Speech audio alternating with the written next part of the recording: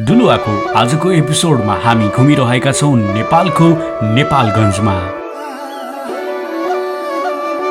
नेपालका विभिन्न ठाउँहरू अनि यसैगरी देशदेखि विदेशसम्मका विभिन्न ठाउँ यसैगरी जानकारीहरू तपाईहरुलाई हामी हाम्रो च्यानल मार्फत देखाइरहेका छौँ।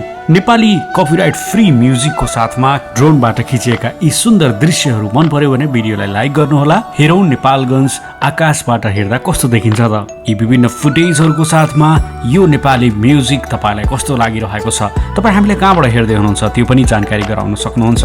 भिडियोलाई अन्तिमसम्म हेरेर साथ दिनुहोस्।